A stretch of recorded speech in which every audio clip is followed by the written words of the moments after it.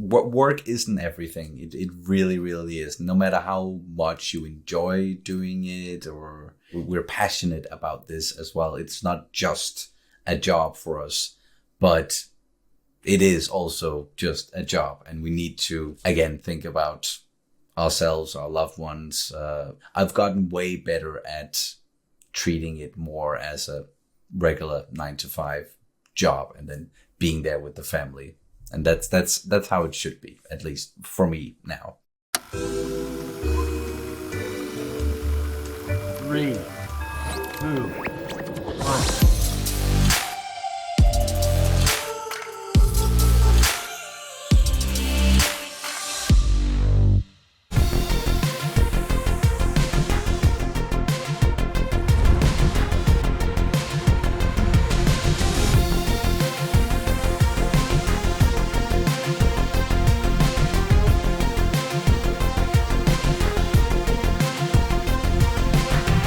Hi, everyone. Welcome back to the Reactorverse Podcast. I am Eric, your host, as always, brought to you by Passion Fruit.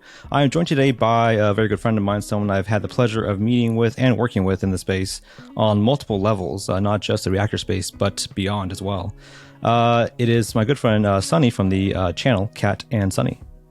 Hello. So happy to be here, man. Yeah, thanks for showing up, man. I appreciate it. I know it's a little late where you are compared to where I am right now.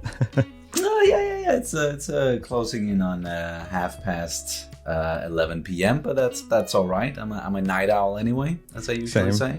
Same.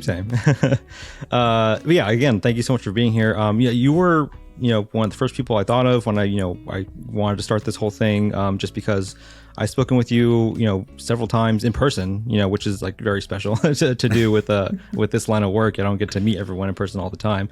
But we actually just met again last month when you were here out for the big Expanse, event that they had for the Telltale game. And so, yeah, I just wanted to say it's a very, very special honor to have you on as one of the early guests here. Oh yeah, I'm just happy to be here. Like always, up for a chat about, of course, reactions and anything inside of pop culture and anything inside of this space that we are in. And yeah, like we've had the opportunity to actually meet in person a couple of times, which is, again, like as you said, you don't always get that opportunity when it comes to like content creators, and especially if you're like overseas as I am. But yeah, I've been to LA a couple of times, and if you ever for some reason come to Denmark, then hey, my door is always open. Yeah, I appreciate that. That's a good another spot to have a pin on for the future. But yeah, I want to say first, before we jump into things, I want to say congratulations on the baby that you just had recently this past year. I know it's such a big life change, especially in the midst of moving and keeping up the channel, all that stuff. So I have a lot of questions about just that whole process, in relation to the work and everything. But first, I want to dive back, to the beginning, to the start of everything. And again, the channel is called Kat Sonny, meaning you're just one half of the channel with your partner Kat, who has been the second half of the channel since the beginning. I want to ask, how did you two meet? What's the kind of the beginning point for that? Okay, we're going all the way back there. Yeah. We met at like a university gathering in Copenhagen, where I was attending a university called Roskilde University. Kat was attending Copenhagen University at that point in time, and we were both like part of a program where we were on our like second year, and we like the Danish universities, they have like a thing where like the older students, they will like be there to greet the new students, or the new people coming in, and sort of just show them the university, give them a good introduction into everything. And then of course there's some partying and some drinking involved as well. So we met at like this gathering where we were all preparing to like get into that. So all of the guess you call like call us like guides. We met at this spot in Copenhagen. Were you both coming in as new students? No, we were both like second year students, and we were part of that program. So we were getting ready to meet the new students and all that. But before we did, we meet up with other universities and sort of share knowledge, like how are we going to do this and yada yada yada. But it was pretty much just like get together and talking about how we're going to do this thing, and then there was a big party afterwards, and that's kind of when Kat and I we sort of bumped into each other. I just overheard them talking about Star Wars, so I just had to butt in, of course. And then it was just, from there on, we were pretty much inseparable. We just, we hooked up that evening, and then we started dating, and not long after that, I was like, hey, you want to do this thing for real? And yeah, been together ever since. And then, of course, we got married, as you mentioned recently, and moved to a house and baby. And so now we're doing the whole adult thing as well. But that's it wasn't really a short version, but it was, that's how we met. That's it. That's okay. It's a very 21st century love story, as a lot of these things happen. Exactly. Starts with Star Wars, somehow. But I want to ask, were you both born and raised in Denmark? Yes. Kat is from like the middle of Denmark. Like there's this round island in the middle called Fyn. That's where Kat is born and raised, and I was born and raised in Copenhagen. So like Kat moved to Copenhagen to study, and then now we've actually moved back to Fyn, the island in the middle, because that's where you can get a house, or at least you can't, unless you're pretty damn rich. You can't afford a house in Copenhagen, so we had to move away and then move back here, where Kat's family is and all that. So yeah.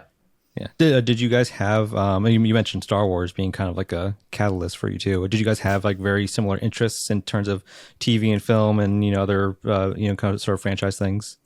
Yeah. Like we shared a lot of interests, and we just still share a lot of interests. And I guess that was kind of like the in and how we started talking, and also at that point in time, like previous relationships, people I've been dating, always told me to shut up about Star Wars and all that.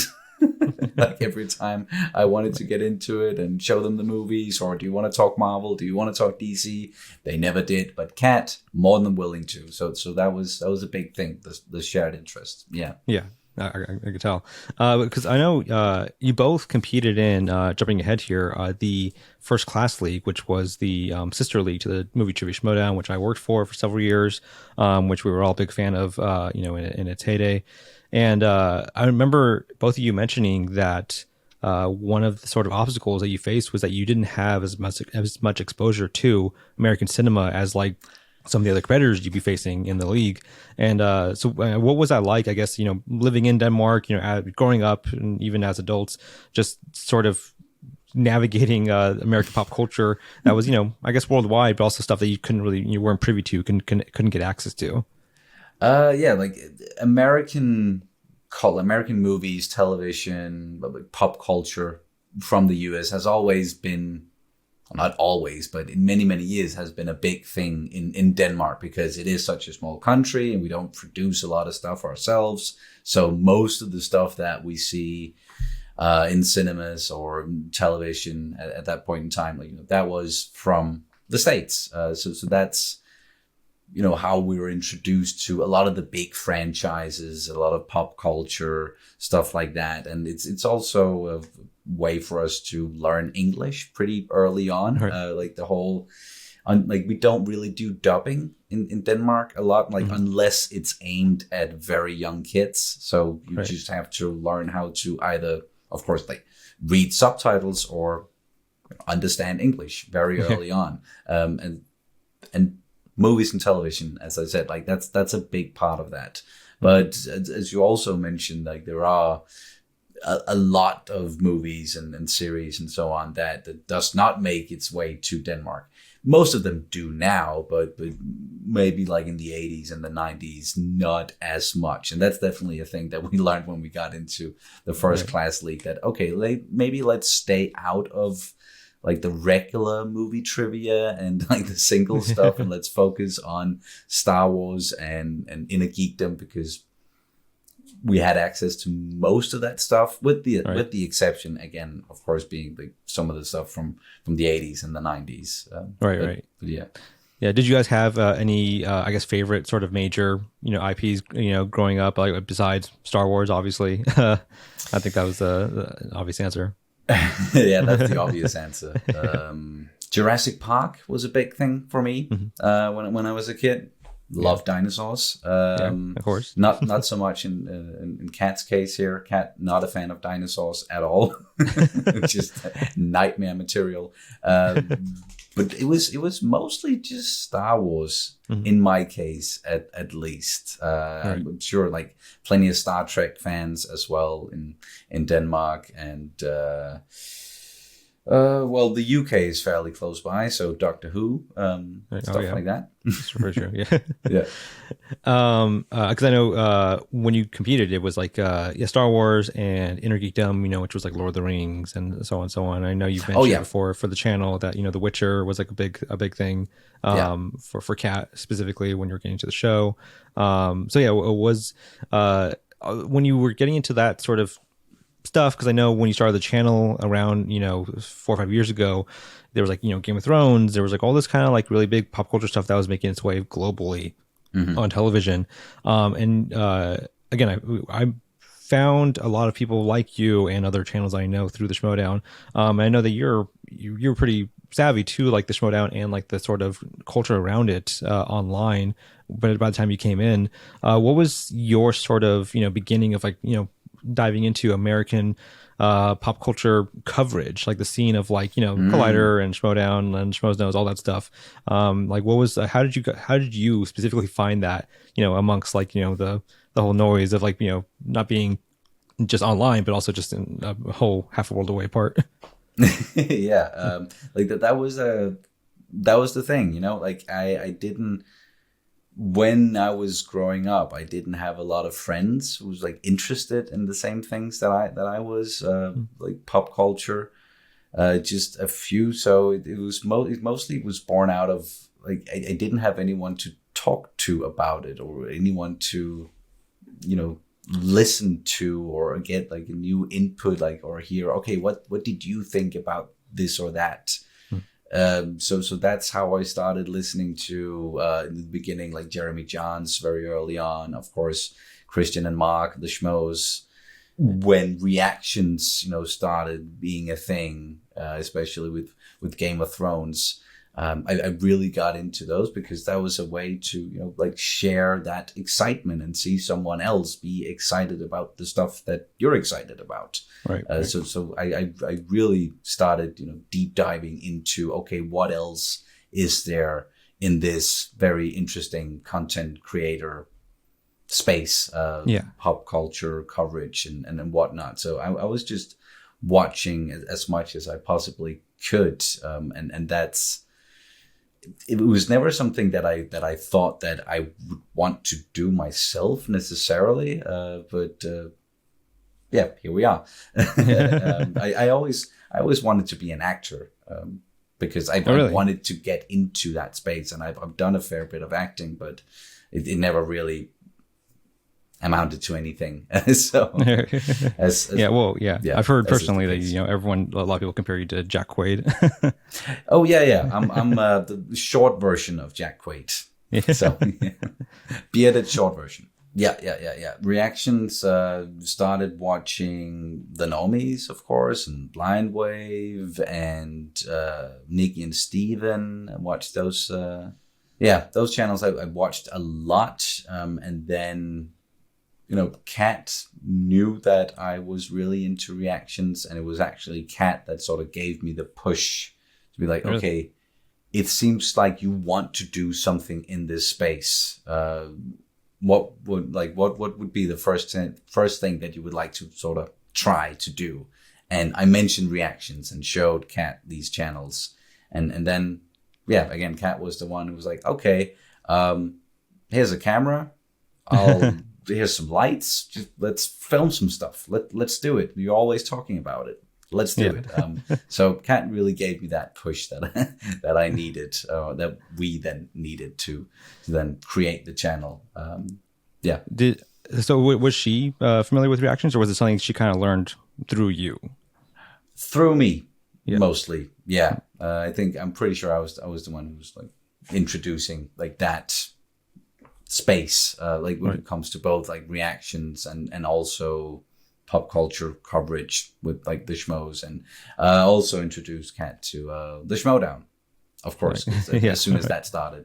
So I mean, you said like she kind of gave you the push to jump into it. Was there a learning curve for you at all to learn, I guess, like camera editing, like OBS, eventually streaming, so on, so on? Oh yeah. That's definitely not a steep learning curve, because at that point in time I was actually working at the university that I was also studying at. And the thing I was doing there was I was filming like lectures, and we had a studio, and sometimes like people will come in and they will want to do like a book presentation or an interview or something, and then I was the one setting up the studio, filming it, editing it. So I already had some experience with editing and filming. Right. So I was pretty comfortable getting into that, but still then having to learn about everything that goes with like doing reactions and with copyright and all of that shit that you are very familiar with as well, I'm sure. Sorry, can I swear? Sure. Yeah. No problem. Yeah. Don't worry. Greg Alba was swearing up a storm. It's okay. But I can imagine. All right, great. So yeah, it wasn't too steep of a learning curve just when it came to like cameras and using like Adobe Premiere. Mm-hmm. But yeah, learning about copyrights and what all of that means. That was an uphill battle to begin with. Certainly. I'm sure, yes, as it is for most. Yes. But your first reaction you did was to Avengers Endgame back in 2019, and that was like, you jumped into it. When you did that first reaction, it was like, because I know you did that, and there was a gap between that when you came back for like Game of Thrones, the season 8 premiere. When you started it, did you think this is like, I'm going to do something like kind of with this, or was it sort of a spur of the moment, just I want to just try something? Sort of to begin with, it was as I said, like Kat gave me that push, and then we filmed the one like trailer reaction for Avengers Endgame. Mm-hmm. Had fun doing that, but then nothing. We didn't really do anything for a couple of months or something, and then Game of Thrones came out, and I was. Still am a big fan of that franchise, of that world, Westeros, but I'm one of those people who got very disappointed with like how it all ended. But we still did reactions for season 8, and for some reason those like really took off for us, especially the third episode, The Long Night. We had a couple of friends joined us on our couch, a couple of friends from Australia actually visiting. So we were like a little group there, 4 people. I think that sometimes helps a lot with reactions, or like getting people to notice you if you're a new channel, is group reactions, because people are always looking for group reactions. So I think that was a big thing for us, that we were able to do that with that big third episode. That was pretty controversial as well. Right. Yeah. but yeah, I think that was the jumping off point, really. And then once we were done with Game of Thrones season 8, it was like, okay, we're picking up some, like we should continue doing this, right? Mm-hmm. And that's when we got into Chernobyl, and I think we were like one of the first channels to do reactions to Chernobyl, because we started doing that like pretty much when that started, and even though it was only 5 episodes like that, that really boosted the channel, and still to this day, some of our most watched videos. Yeah, I mean, yes, I mean it's a fantastic series. So it was a good pivot coming off of Game of Thrones. Because like I want to ask about that. What you said, doing that final season, because Game of Thrones was such a huge reaction catalyst for so many channels. It was like everyone sort of started with Game of Thrones or Walking Dead, Stranger Things. Those are kind of like the main shows that really motivated people to dive in to share their experience with. And so your channel really started and thrived with that final season of Game of Thrones. And I just want to ask, what was that like, sort of getting into it and having that be like a really transformative time to start the channel and experimenting, but then with the way the show ended, just that kind of like the zeitgeist sort of turning on the series, like I mean, did that sort of impact your personal sort of motivation of like, well, what are we doing with the channel, like your sort of idea of like the content you want to film and cover? Again, to begin with, it was just, let's do Game of Thrones, because that was the thing that when it came to reactions, that's how I got introduced to reactions as well. It was because I was looking for Game of Thrones reactions, because those started popping up, and people reacting to the Red Wedding, losing their fucking minds over that shit, and seeing then like Blind Wave and Normies, these groups, and then also getting into Nick and Steven as a couple, seeing how people got very emotional when watching Game of Thrones. And it was really like a perfect reaction series. And I wish we could have done like the entire series, reactions to the entire series, but still got to do that one last season. And even though it was controversial, it was like, okay, now we've started this thing, and people are reacting to other things as well. And it kind of, just like a whole culture just spawned from that. So we just decided to sort of ride that wave and try to see, okay, what else can we react to? What else is reaction worthy? And it turns out that most things are. Yeah.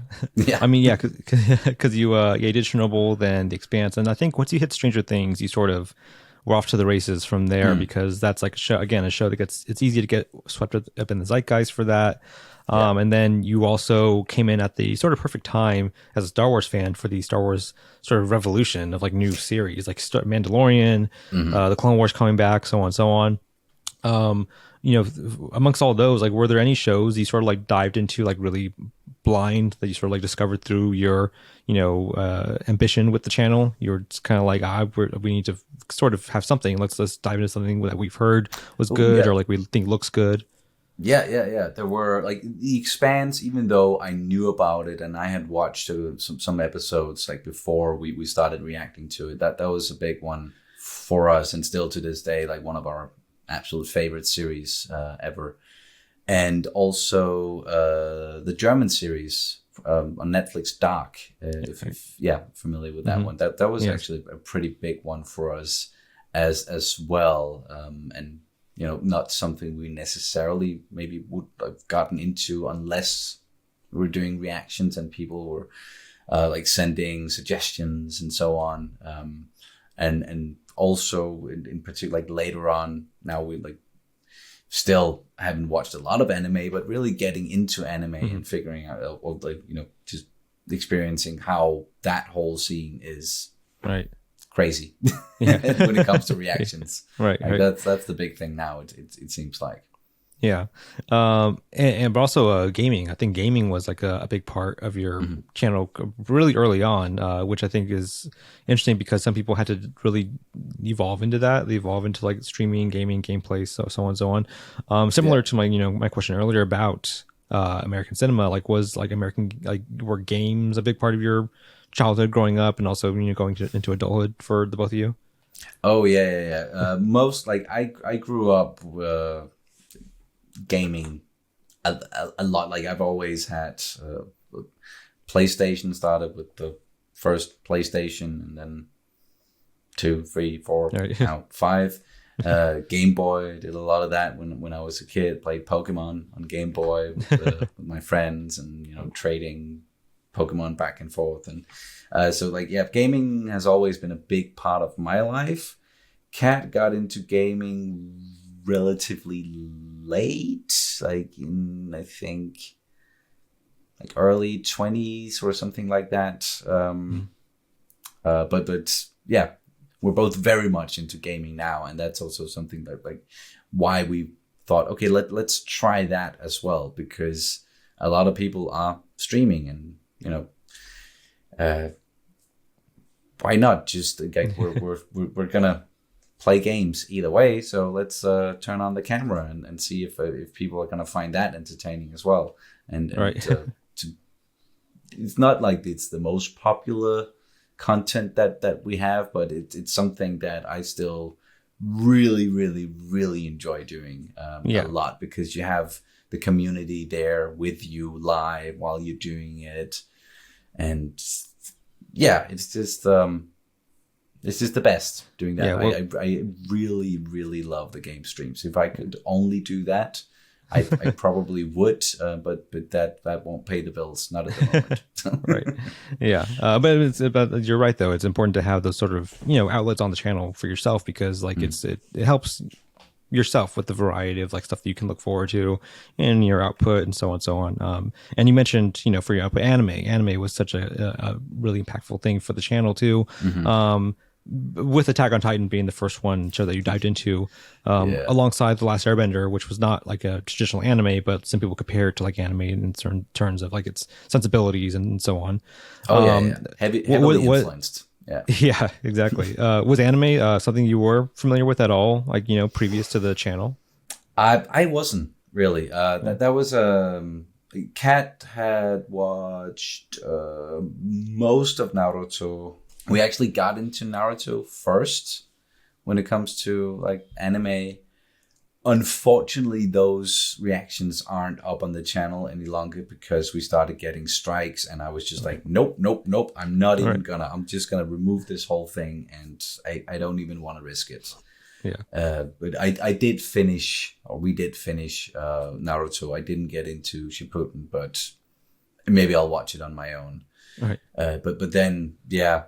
Avatar: The Last Airbender, that was a big one for us, but because I wasn't that good at the whole editing thing back then and dealing with copyright, like I couldn't get those reactions out on YouTube.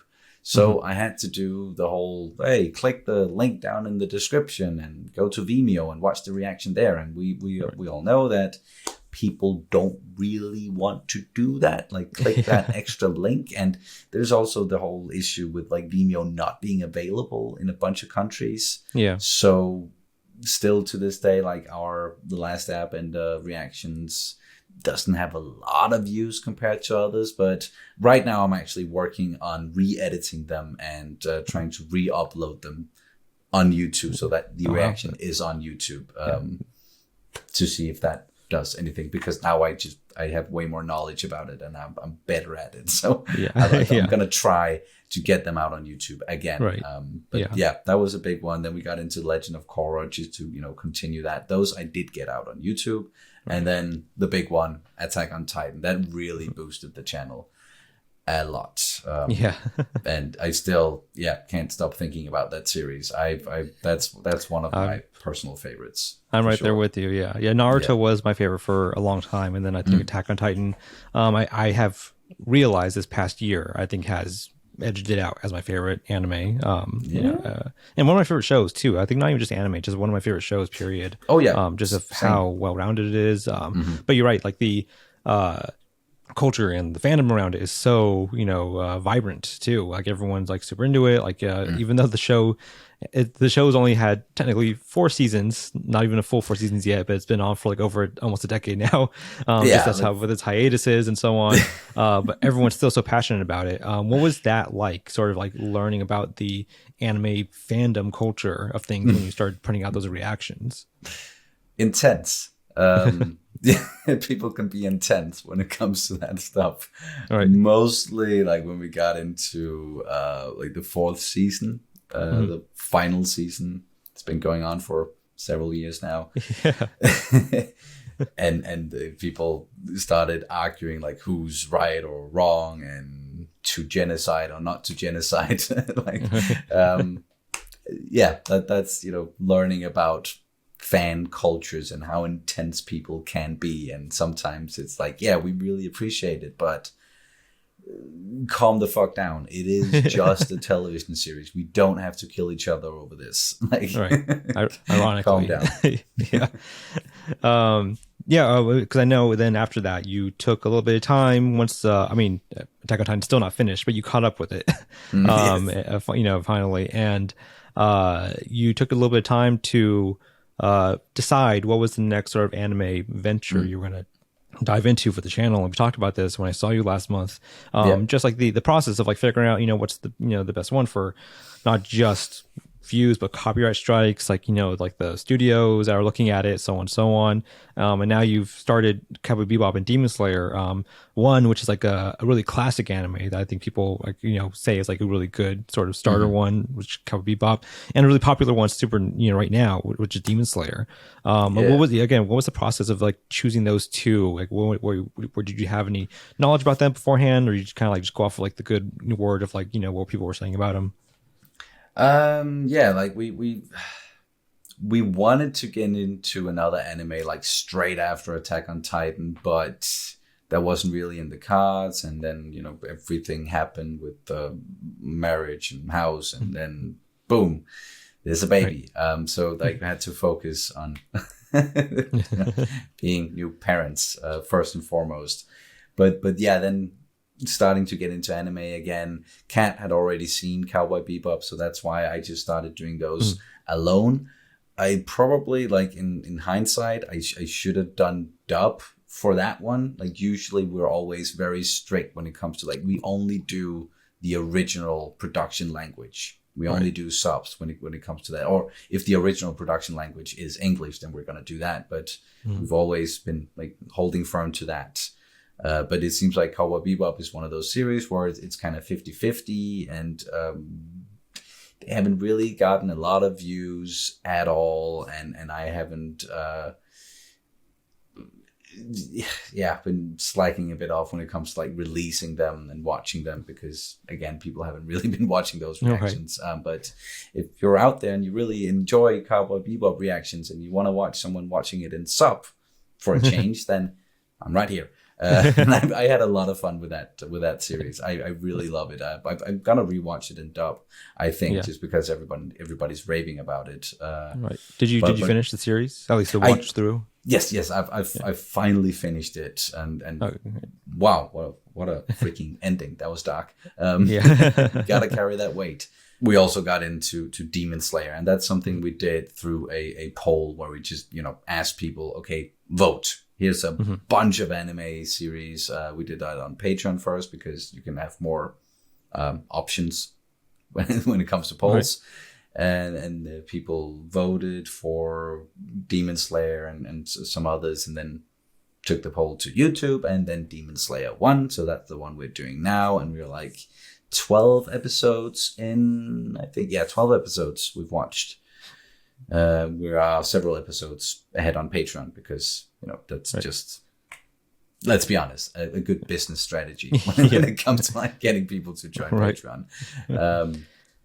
And really enjoying that one. Like the animation when it comes to Demon Slayer, holy fuck, that is beautiful, so well done.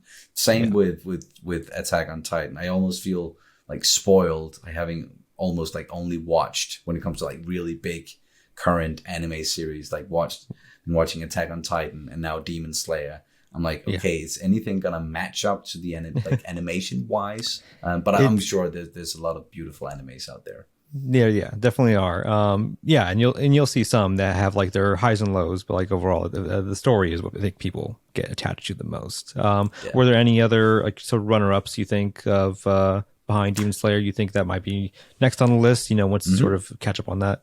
Oh yeah. Full Metal Alchemist Brotherhood almost took the prize, and that's a classic that I haven't watched, and Kat Kat hasn't watched it either. So we might get into that one next. I know a lot of people really, really, really want us to watch Vinland Saga because it's, you know, Vikings and hey, we're from Scandinavia, so we're practically Vikings in some people's eyes, even though it's not really like something. Like it was an occupation. It's not. Yeah, that's a whole thing that we can get. It's a whole into. Story. At another point in time. But one of those two, or maybe Jujutsu Kaisen. I think that one got a lot of votes as well. So I'm sure we're going to be watching animes for the next many years. Right. Yeah. I mean, you have your pick of the litter. You know, it's for, as a channel, it is daunting in a way, but it is exciting to have the landscape. Like, it's sort of a whole new genre of, you know, television to dive into. And like similar to, you know, what I said with the Star Wars stuff, with the Star Wars new era of, like, you know, live action shows and new animated shows, you know, that we're in now, that your channel had the luxury of sort of, like, you know, sprouting with. One of the most unique aspects of the channel, I think, with that is your reactions that you've done with your dad, that you brought your dad on to do a lot of the Star Wars reaction stuff with. What was that process like, getting him involved? Like, did you have to explain, like, the idea to him, what was happening, what this whole thing was he eager to jump in with you? Like my dad, Major Dad, as we call him on the channel, he's the best. Like, he always wants to help, and he's always interested in what I am doing. And I was about to say, like, weirdly proud of like the channel and what we've managed to build here. But it's not weird. You always want to see your kids succeed, no matter what it is.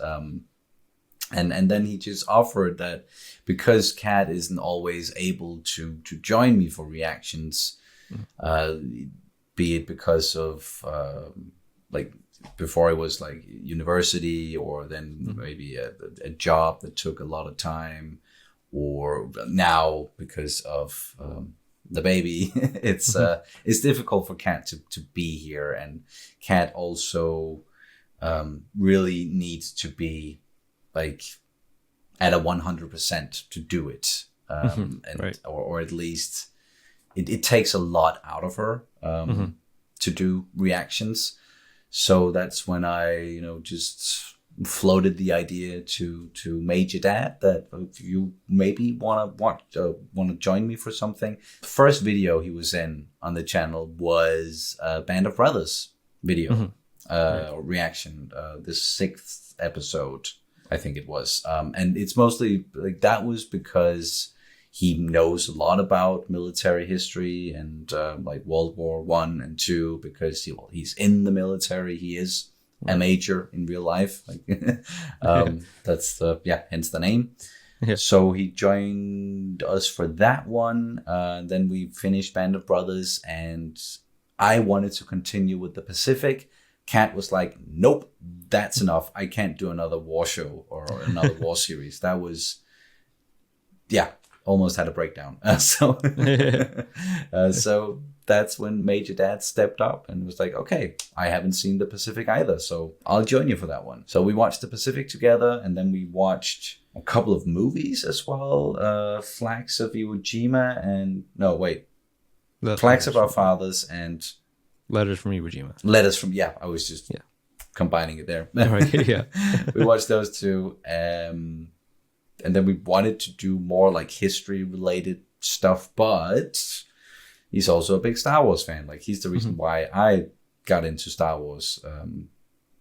So like, okay, then why not join for some Star Wars reactions, and then join for The Bad Batch and the Book of Boba Fett. And I'm sure he's going to pop up on the channel at some point in the future again for Star Wars, or maybe if there's another World War I, II, or like something history related, then he'll join us again. But that's been fun doing it with my dad as well.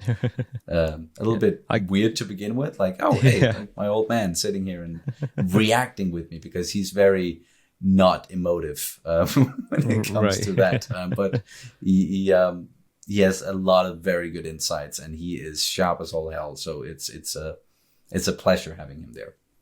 Yeah, I can imagine. Yeah, I mean, it seems like a very uniquely gratifying experience to be able to share that with your father, especially for Star Wars. Like you said, you know, so many of us like get into Star Wars and other fandoms because of our parents, and to kind of be able to have that and share new content as an adult with him, you know, is such a treasure to have, you know, with your parents, you know, in this day and age. Yeah. So when you were doing that, so you started doing that, and then I believe it was for a handful of like the recent reactions this past year or so. You know, everything since 2020 sort of shut down, things turned remote. That gave everyone sort of like the, you know, access to start learning how to do remote reactions, stuff like that. But for you started the channel in 2019, and so that was kind of like just preceding the pandemic. And what was it like sort of having that first year and a half of like, you know, experimentation and flourishment while things were shutting down? Certain channels were pivoting. They were trying to figure out how to do more remote reactions. They didn't have the luxury of quarantining with a person that they could record with. They, you know, only very few channels were able to do that. Yeah. What was that whole experience like? Just like when everything was starting to, you know, shut down, like you starting still trying to maintain the channel. It really didn't, like, it wasn't much of a hindrance, to be honest. It was just like I was home anyhow, like doing these reaction. Kat was there, like we could film stuff together, and didn't do a lot of remote stuff at that, like, to begin with, but then like later on doing remote reactions with my dad. But that was mostly started when we moved here to the new house, because it's like several hours away from where my dad lives, so I couldn't just pop by and join me for a reaction. So that's actually mostly when that like remote thing started. So it was just, you know, we were in our little bubble anyhow, and we were just, you know, doing our reactions, and Kat was still studying at that point, like, to begin with. And so yeah, it wasn't much of a change in like how we did things, to be honest. But I'm sure like a lot of channels, they, as you said, like really had to pivot. And I do like remember seeing how everyone started doing things remote, and I know it was like I'm sure it was an uphill battle for a channel like the Normies, having to do that and do it remote, and yeah, people giving them shit for looking at their phones all the time. Where it's like, no, we're talking to each other. I'm not looking at my phone. But yeah, for us, it wasn't that big of a change, to be honest. Right. Yeah, but I mean, that's great though, because now coming out of the pandemic, like I said, you've now entered parenthood, which is, you know, its own new adventure compared to like even just doing all this stuff. But something I always, you know, want to reiterate to everyone watching, listening, who's doing their own channel, who's thinking about starting their own channel, is that you always have to prioritize like your own well-being, like first. I think beyond the channel, beyond anything else, make sure you're mentally healthy, you're physically healthy. Don't burn yourself out trying to hustle and like maintain the channel, you know, beyond the scope of like what you're capable of. And so for you guys, when you know, found out the baby was on the way, I guess what was the conversation like in terms of like, you know, making sure that, you know, that is taken care of, that's a priority, but also like, you know, on the side, you want to continue doing this, like you want to continue having this sort of outlet for yourself. Like, was there any specific plans you made? Was it just sort of like playing it by ear to, like, you know, make sure that things were, you know, properly balanced? Yeah, it's that has always been one of the most difficult aspects of this whole thing is, and you said it, like the mental health aspect of it all, taking care of yourself. That is extremely important, and I'm not always good at that. Like sometimes I'll get extremely stubborn and like, no, I want to do this thing no matter the cost, and I'll just work myself to the bone, because that's also a thing for like, if people really want to get into this space and do reactions, do online content, there's a lot of work involved. It's not as easy as it looks.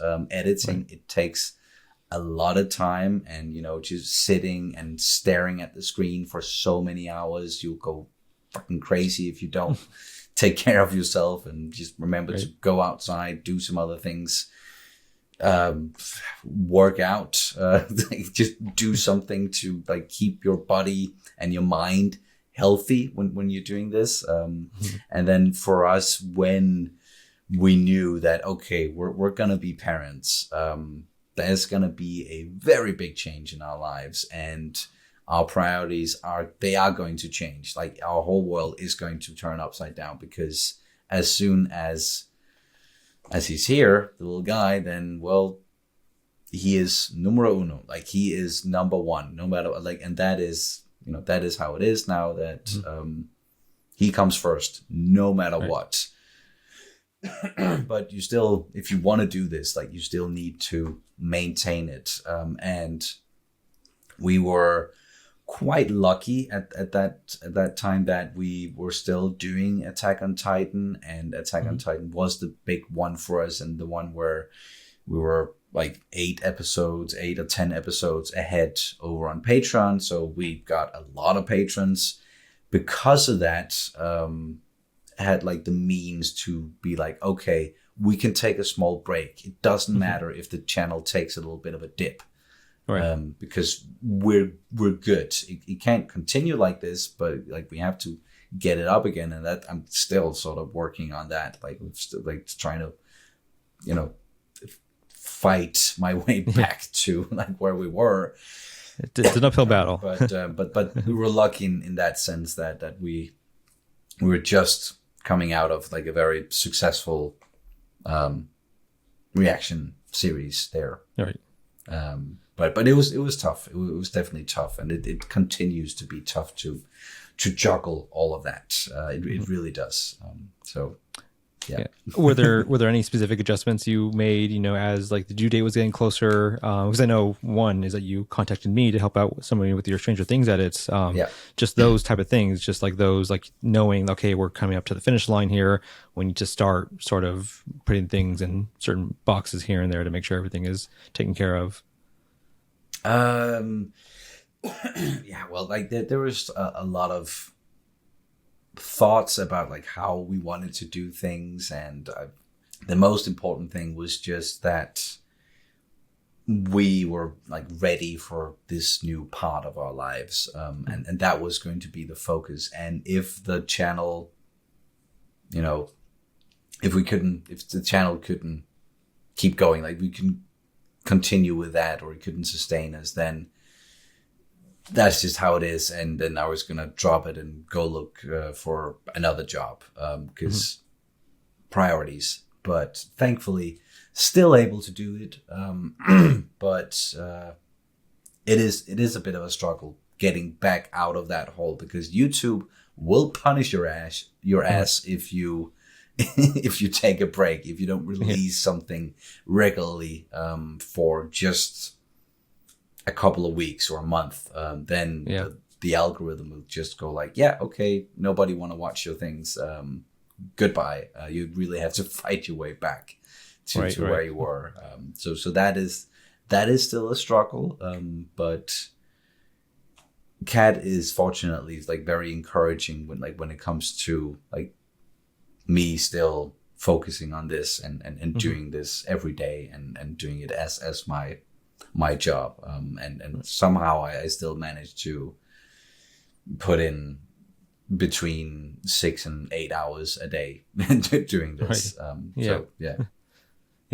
mean, has the balance changed a bit? Obviously I think the answer is yes, but how so has the balance changed? I would say, now that you have the baby and just fatherhood on the line of like maintaining your life, like what adjustments have you made to the schedule of work on a day-to-day basis, do you think, for that? It's Actually, I'm working more like a 9 to 5 thing now, because like before I would always like stay up late, and I would probably like sit up late and edit or maybe even film some stuff very late. Not really doing that anymore unless it's a game stream. Those I still do relatively late, because if I don't, especially people from the US aren't really going to be able to watch live. So yeah, it's mostly just like starting to treat this more as a regular job, where it's like, okay, I go to work at 9, I finish at 5, and I need to be done at 5 because I promised, and like I can't just sit up here and then just let Kat take care of the baby for like the entire day. I need to be able to just finish what I'm doing, go downstairs, cook some dinner, and then focus on the family and be a family. I can't just sit and do this all day long, which is something I did before.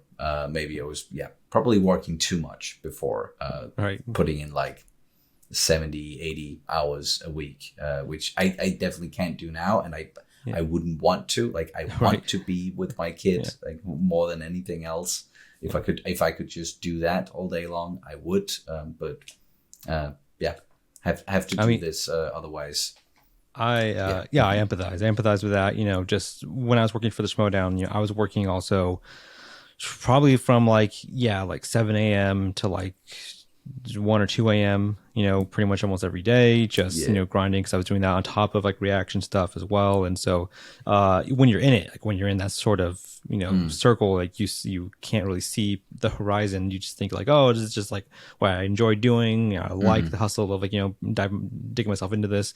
But yeah, once you have like sort of life changes, like it helps you sort of see like, oh, this is actually a little bit better than like pushing myself to work the 14 hours a day just nonstop. I actually do enjoy taking some breaks to spend some quality time with like the people I care about. Work isn't everything. It really really is. No matter how much you enjoy doing it, or how big of a passion it is for for me, and I'm sure for you as well, like we're passionate about this as well. It's not just a job for us, but it is also just a job, and we need to again think about ourselves, our loved ones, being somewhat healthy and doing the healthy thing, and treating it more as a job. But it's difficult when it is this space where like you have to do the grind if you want your content to like get out there, if you want your channel to succeed. Like you really have to put in the time, put in the hours, and it is difficult juggling all that and trying to prioritize what to do when and where, and I still struggle with it for sure, but I've gotten way better at treating it more as a regular 9 to 5 job, and then being there with the family. And that's how it should be, at least for me now. It is, it should be. What is you mentioned you cook? What is your signature dish, I guess? I have a lot. I love cooking. That's one of my other big passions. If it wasn't because I don't like to hurry, I really like to take my time, I would probably be working with food, but I couldn't work in a restaurant, not at all. I would lose my mind. But yeah, I make a bunch of things. I really like making. What could be a signature dish? I make a really good vegetarian bolognese. Nice. That's very simple, but and I just found a new method of doing it today, actually, with blending eggplant and all sorts of things into the sauce, and so you have to send me the recipe so I can give it a try. I'll gladly do that. But yeah, that's another big passion, and something that I've also thought about doing on the channel, but then again, like there's so many great cooking channels out there. So I don't want to try and get into that space as well. Yeah. It's also nice to have a small little passion that's not supposed to be recorded and then put out like in a package. So you could just have it again on your own time, your own terms. Yeah. Same goes for like some movies and series. Right. Like, exactly. Sure, it could be nice doing reactions to those, but I actually I want to have something to watch on the side where I don't have to think about recording it and breaking it down and yada yada. Yes. Like one that I finished recently, or the series finished recently that I've loved so much, Succession. Right. Yes. Yeah. Amazing series. That feels like a series that probably is best watched in your own time, in your own space. Yeah. I don't know how reaction worthy it is. Yeah. Maybe some of the episodes. It's just funny. It's just funny. I always see the memes of like, Succession, like reactions. It's like, oh my gosh, like this is insane. It's people talking in a boardroom. It's like the most like mundane looking thing, but like the intensity of it is like really palpable. Yeah. It's a lot of talking. I wouldn't want to edit those reactions. Like, exactly. Yeah. That would be a nightmare. Holy shit. Right. So I guess, to sort of wrap things up here, I just wanted to ask, some final questions about, your time with the channel and like yourself. I want to ask how do you feel you've grown, over the last several years, through the channel, through doing this as a personal endeavor, like you said, as a passion. Just what's that experience? How's that experience changed you in a way? Well, I'm definitely way more comfortable in front of a camera, even though I also mentioned like I've done some acting, but like that was doing characters. That wasn't me in front of a camera. So being myself and being comfortable in my own skin in front of a camera, like that's definitely something that I've learned. And then like the big thing is actually getting to know people like yourself and like other people inside of this space. And feeling like a part of a community, like that's something that's really has done something for me personally, at least, and something I also want to do more of. Is collaborations inside of this space, and getting to know people who are like-minded and has the same interest and doing the same things, because as I also mentioned, like at the beginning of the video here, is like I didn't have a lot of friends who were like into this sort type of stuff growing up. So that's a sense of belonging. I think that's a big part of it, and it comes with like I feel like I have more of an identity now as myself, whereas before starting the channel and really getting into this, I always I knew sort of in what direction I wanted to go, but I didn't really either, and I didn't feel like I had achieved anything. And now with this channel, I've at least we've at least like built something up from the ground, and absolutely, something has come of it, and I couldn't really see myself doing anything besides this, or like at least just being on camera and talking and just being part of like the pop culture coverage, be just again talking about it or doing reactions to popular series. It's right. Something that I want to keep doing for as long as I can. So again, it's just giving me a sense of purpose almost. Right. Yeah. That's great. I mean, that goes into like I think my last question, which is just beyond any sort of monetary or financial value in the channel. Like, what would you say is the most rewarding part of it? Like at this point in time, it's looking back at it. Yeah, it's the most rewarding thing, to be honest, is how other people react to our content. Like if not the negative shit, there's always plenty of that, and I'll just block or delete when it comes to that shit. Don't want it.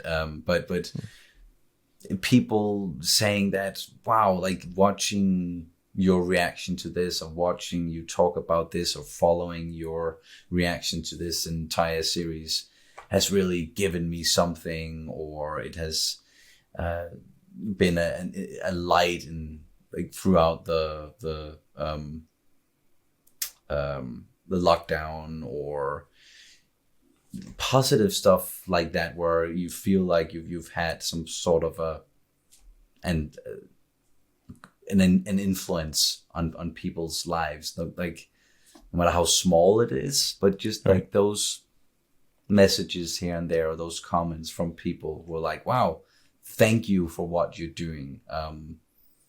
That's always really, really, really nice, and one of the things that I enjoy seeing the most. And then just on a personal level, I just like doing this, and again, if I can keep doing it, then that would be the best. And if I can get to know more people through this and grow the community, grow the channel, do more collaborations and interviews and talk to people and meet new people, like all of that, if that can just continue to blossom out of this little weird thing that we're doing with the channel, then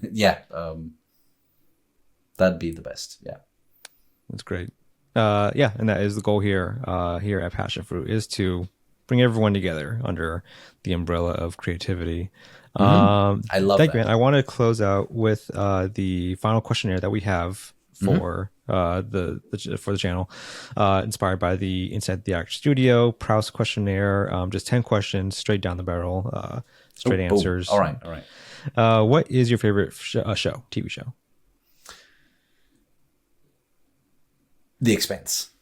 Okay, it's a good one since you were just there for the event. It's good, good little shout out. What is your favorite film? The Empire Strikes Back. Of course. What stresses you out? And a mess, like when things are messy, like be it just in my home or in my head, like if things are messy, then that'll stress me the fuck out. Yeah, that makes sense. What helps you relax?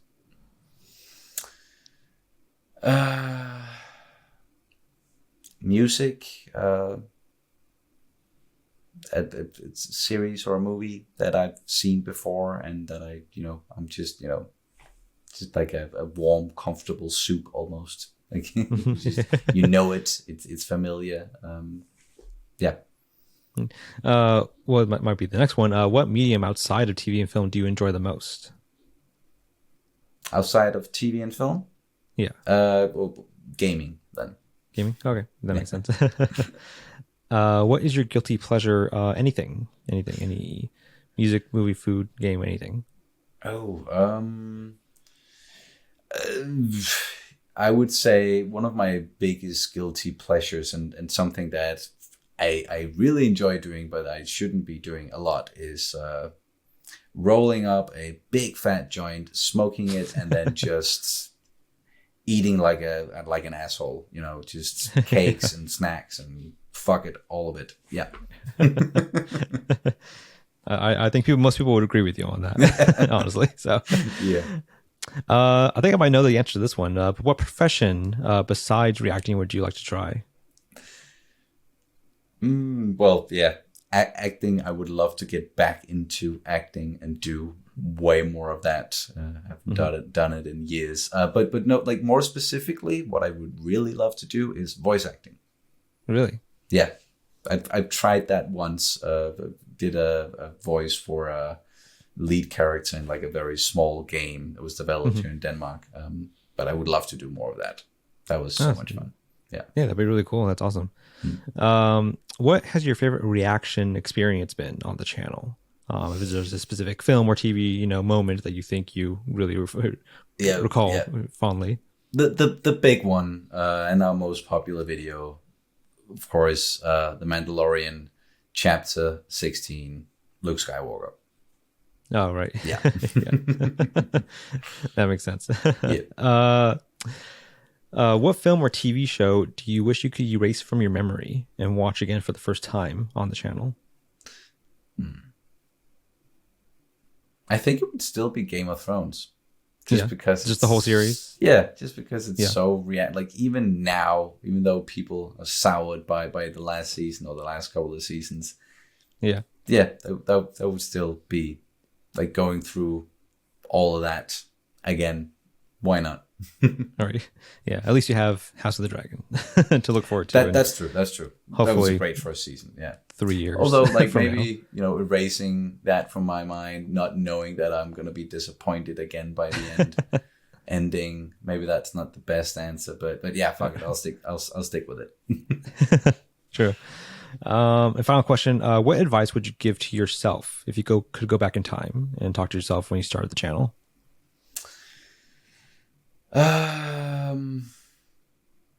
Take it easy. Take your time with it. Don't rush things. And if a video gets a copyright claim, it doesn't mean that you can't try again.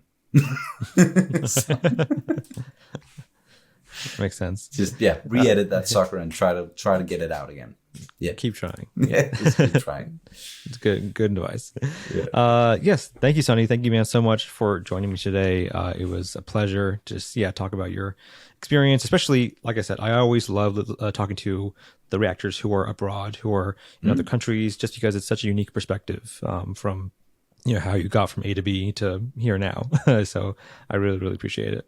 Yeah, dude, like, really appreciate you asking me to be a part of this and to do this little interview with you as well. I've said it multiple times now, but I'm always up for a chat. I'm always up for some sort of collaboration, no matter what it looks like. So yeah, let's do it again. Yeah, not just for me, but for anyone listening out there who might want to collaborate. Oh, yeah. Just, hit me up for sure. I'm always down. Where can we find you online on your various channels and platforms? Well, mostly just Kat and Sonny on YouTube. That's where we do most of the things. We used to do gaming on Twitch, but we sort of just moved everything to YouTube. So it's just in that one spot. If you want to support us, there's Kat and Sonny on Patreon. We do have a Twitter as well. Don't really use it that often. Same goes for Instagram and Facebook. It's also just Kat and Sonny. Not really posting a lot of things there, but if you want to look at some old stuff, then you're more than welcome to. Yeah. I do see Kat posting on her personal Twitter once in a while. Oh yeah. In Danish, which I sometimes can translate, sometimes I can't. So I'm like, I wonder what's she saying. Yeah, Danish is an interesting language. As Kat usually says, it's a trash language because it's just it doesn't make sense. It's nonsense, and the grammar is just all over the place. So it's a good thing there's not that many of us. Right. Thank you so much, man. Like I said, this is brought to you by Passion Fruit, as always. If you're listening to this through the newsletter, we appreciate it. Please share to those you know, blast it out, spread the good word, and we'll see you guys on the next one. Have a good one.